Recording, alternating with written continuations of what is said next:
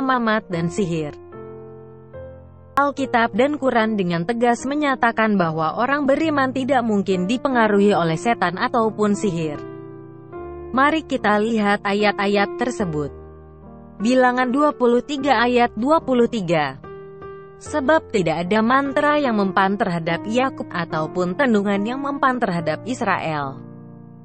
Pada waktunya akan dikatakan kepada Yakub, begitu juga kepada Israel, keajaiban yang diperbuat Allah.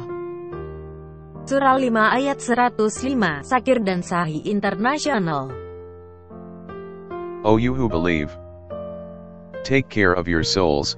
He who errs cannot hurt you when you are on the right way. To Allah is your return, of all, of you, so He will inform you of what you did.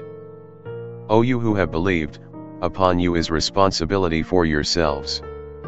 Those who have gone astray will not harm you when you have been guided.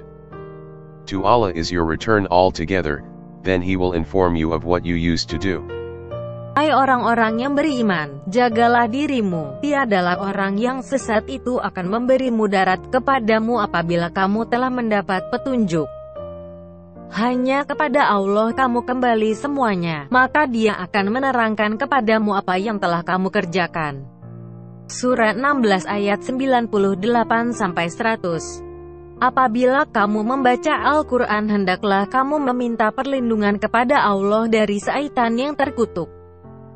Sesungguhnya syaitan itu tidak ada kekuasaannya atas orang-orang yang beriman dan bertawakal kepada Tuhannya. Sesungguhnya kekuasaannya, syaitan, hanyalah atas orang-orang yang mengambilnya jadi pemimpin dan atas orang-orang yang mempersekutukannya dengan Allah. Dari ayat di atas jelas bahwa orang yang beriman tidak mungkin bisa dibawa pengaruh setan atau sihir. Bahkan dalam surah 16 ayat 100 di atas dinyatakan dengan jelas bahwa orang yang ada di bawah kekuasaan setan adalah orang yang telah menjadikan setan sebagai pemimpinnya. Tapi apa yang terjadi kepada Muhammad? Mari kita lihat beberapa hadis di bawah ini.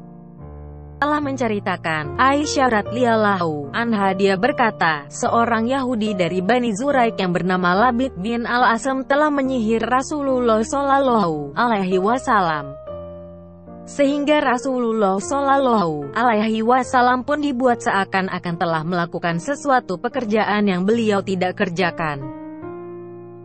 Telah menceritakan kepadaku Abdullah bin Muhammad dia berkata, saya mendengar Ibnu Uyainah berkata, orang yang pertama kali menceritakan kepada kami adalah Ibnu Jurayj.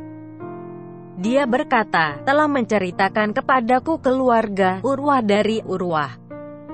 Lalu aku bertanya kepada Hisham tentang hadisnya.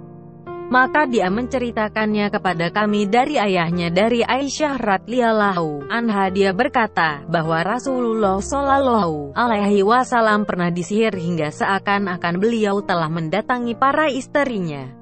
Padahal beliau tidak mendatanginya. Ternyata jelas sudah bahwa Muhammad terkena sihir. Menurut ayat Quran yang kita baca berarti Muhammad sudah melakukan syirik atau menduakan Allah. Dan kita tahu bahwa tidak ada dalam sejarah agama Samawi di mana Nabi bisa terkena sihir. Bahkan kalau kita baca buku Sirat Rasulullah oleh Ibn Ishaq dan diterjemahkan oleh Guillaume pada halaman 240 di mana dikatakan dalam catatan kaki atas tulisan sebagai berikut. From B. Zuraik, Labib B. Asam, who bewitched the apostle of God so that he could not come at his wives. Adapun catatan kaki tersebut berbunyi demikian. In commenting on this, Suhaili asserts that the tradition is sound and is accepted by the traditionists. He found in the Jami of Mu'ammar b. Rashid, a work which I cannot find mentioned by Brock one man, the statement that the spell lasted for a year. Ternyata sihir itu mempengaruhi Muhammad selama 1 tahun. Apakah tidak mungkin dalam 1 tahun ketika Muhammad dalam pengaruh sihir, dia mengeluarkan ayat-ayat setan seperti yang dituduhkan oleh Salman Rushdie dalam bukunya yang berjudul Satanic Verses. Sekarang bagaimana dengan kaum muslim? Apakah Anda masih akan percaya pada nabi yang terbukti terkena sihir dan berdasarkan Quran telah mempersekutukan Allah?